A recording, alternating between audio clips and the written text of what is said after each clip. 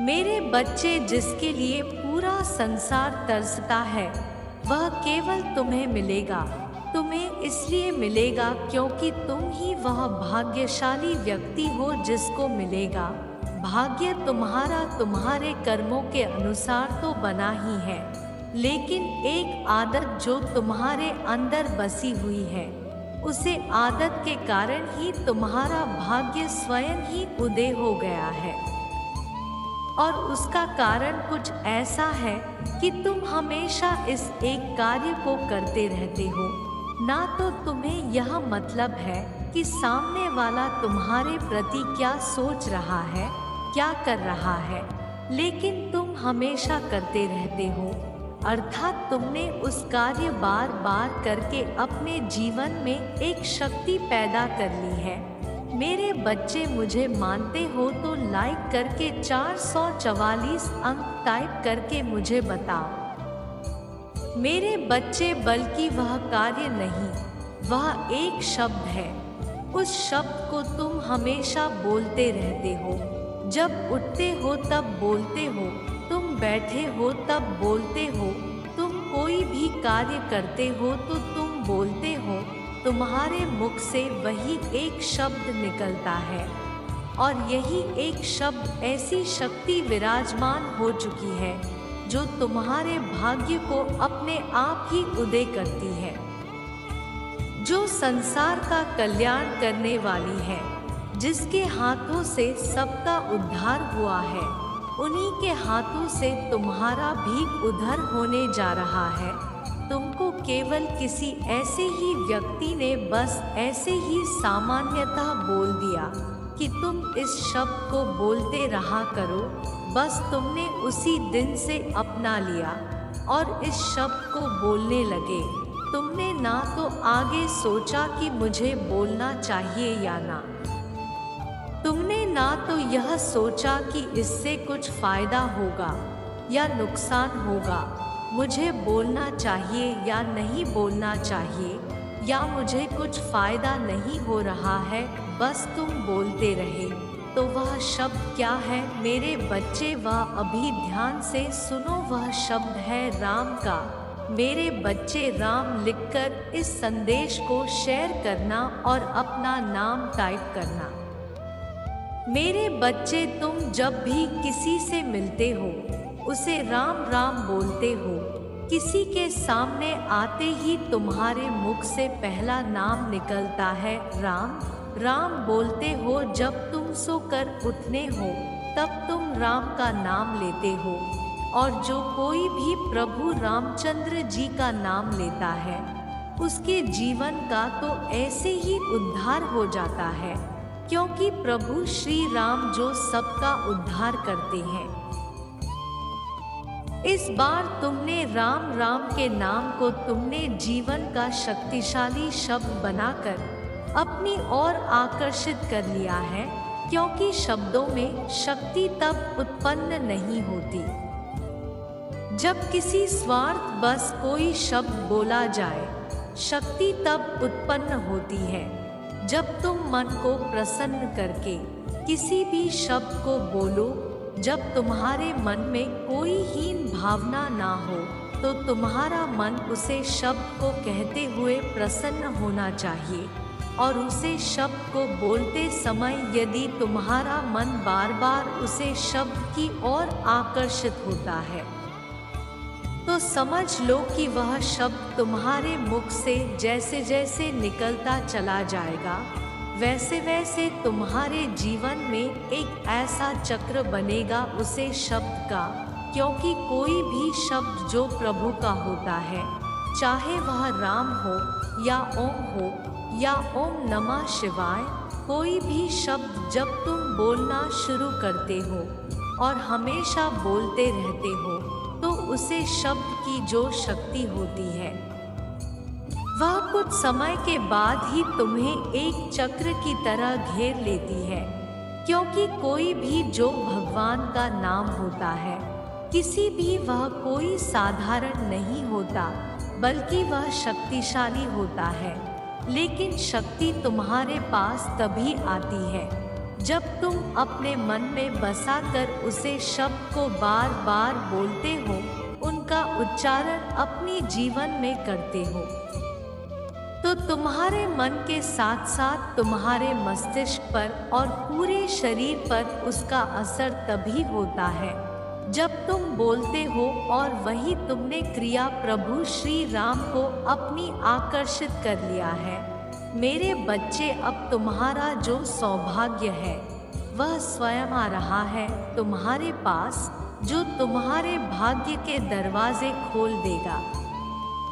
जीवन में तुमको श्री राम से भाग्य प्राप्त होने वाली और शक्ति प्राप्त होगी, और उनका आशीर्वाद भी सदैव तुम्हें मिलेगा, और मेरा भी आशीर्वाद मिलता रहेगा। मेरे बच्चे, इस संदेश को लाइक करके इस चैनल को सब्सक्राइब करना और अपना आशीर्वाद प्राप्त करना। मेरे बच्चे, कल के दिन तुम्हें बहुत बड़ी खुशी मिलने वाली है।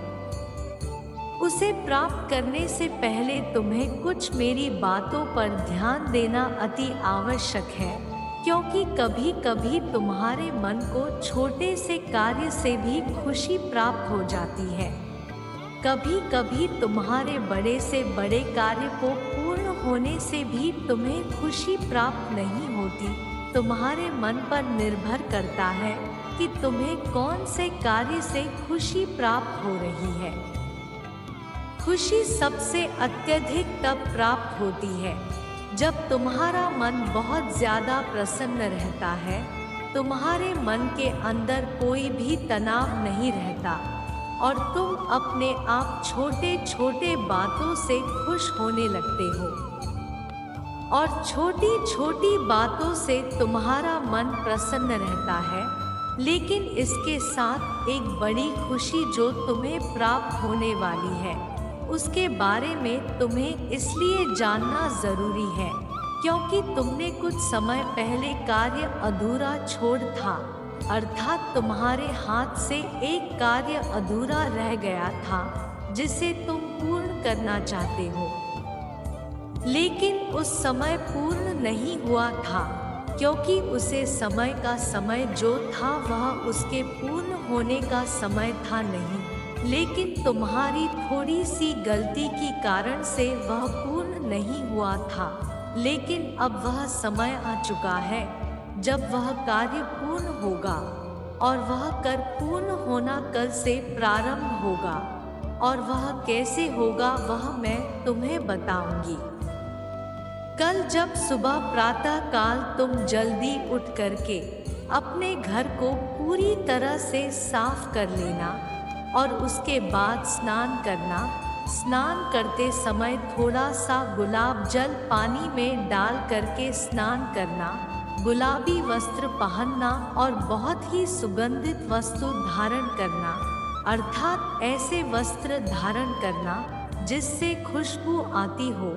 और उसके बाद जब तुम लक्ष्मी के समक्ष पूजा करने के लिए जाओगे तो तुम धूप बत्ती और एक दिया जला देना, एक पुष्प लेना, तुम गुलाब पुष्प लेना या फिर तुम कोई भी लाल रंग का पुष्प ले सकते हो, क्योंकि मेरी बहन लक्ष्मी लाल रंग के पुष्प से अत्यंत प्रसन्न होती है।